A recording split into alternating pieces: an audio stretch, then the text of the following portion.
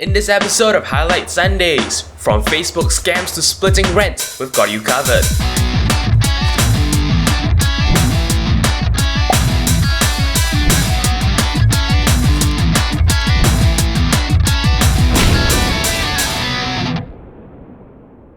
Hello and welcome back to Highlight Sundays. It is the 20th week of 2014 and here are your highlights. Our PSA of the week comes from facecrooks.com. Incidentally, these guys are a Facebook group who constantly surface things like all the various scams and hoaxes that are going around, so I really recommend you like and follow their page on Facebook to stay up to date on all these issues. Anyway, onto the actual article itself. This article is entitled Top 10 Facebook Scams to Avoid. And obviously this article is a list and it shows you some of the more common scams that you might see a lot of the time and, well, how you should react to them.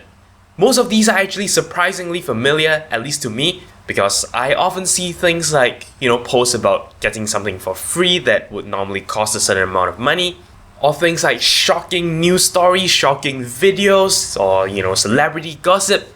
Most of these are just bait for you to click on, and they'll bring you somewhere where something bad can happen to you.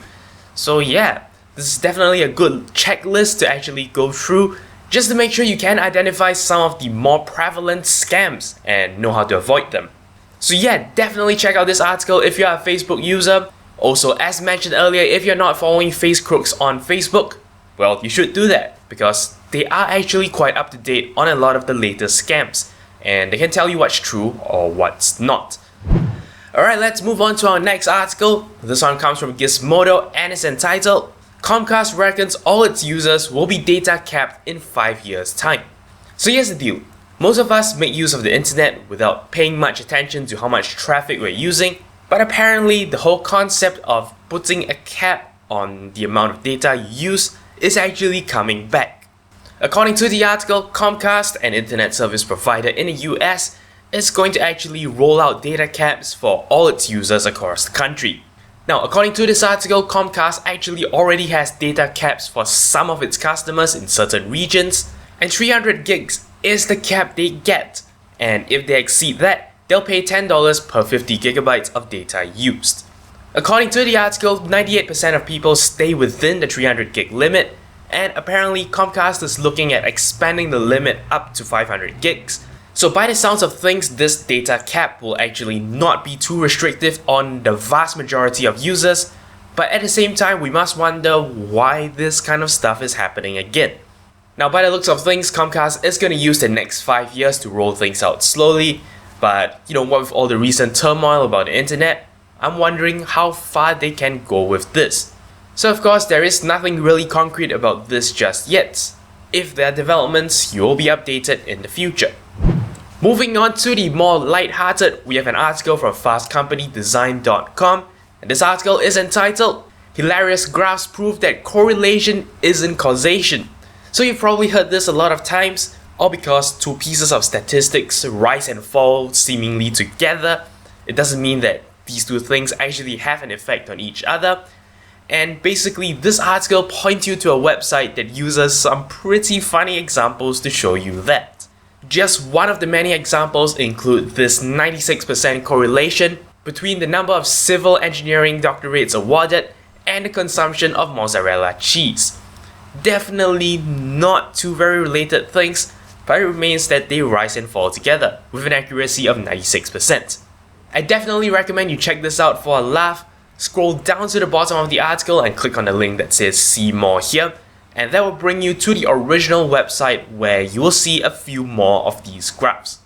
Definitely worth the 5 minutes of your time, and also more importantly to tell you the message that correlation does not imply causation. And right before we wrap up this episode, let us take a look at our recommendation of the week. This one comes from the New York Times and is entitled To Divide the Rent, Start with a Triangle. So this article is one of those aimed at solving your day-to-day issues. Essentially, the example they give is, let's say you want to rent a place with a couple of friends and there are a couple of rooms and you want to see how you want to split the rent. Everyone has their own different preferences for the different types of rooms, and basically what this article is trying to get you to do is to apply this thing called Sperner's lemma. So if you have 3 rooms, you start off with a triangle. Basically, every corner of the triangle represents one room costing the entire rent and the other 2 rooms being free. And right in the center is where there is an equal division of rent between the 3 rooms.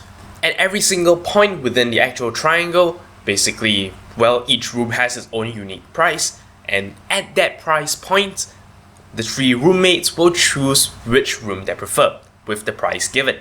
Basically, if you apply this method right, you will find one point in a triangle where everyone prefers a different room, and that point basically indicates how much each person has to pay.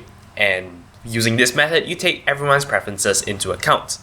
Actually, applying this and drawing the triangle may be a little bit difficult, which is why these same guys have actually come up with this app that you can simply just use using your browser.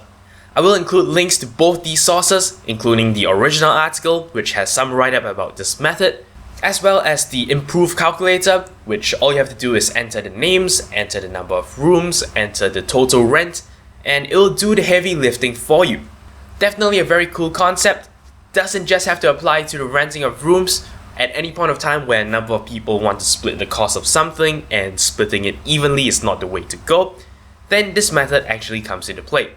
So yeah, definitely a very cool web app using a very cool concept, so I definitely recommend you check it out. Anyway, that pretty much wraps it up for this episode of Highlight Sundays.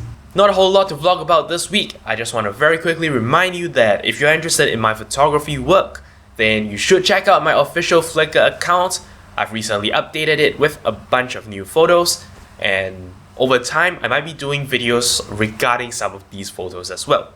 So you see my Flickr link on screen. If you want to actually find a clickable link, you can pop open the description. You'll find a link at the end of the description. Anyway, that pretty much wraps it up for this episode of Highlight Sundays. Thank you very much for watching. Until next time, you're watching 0612 TV. Hello, thanks so much for watching. I hope you enjoyed this video, and if you did, remember that I appreciate every like, favorite, and comment you give me. If you'd like to see more from me in the future, don't forget to subscribe to this channel. And for more updates outside of YouTube, don't forget to follow me on Twitter at 0612TV. Once again, thank you very much for watching, and I'll see you guys next time.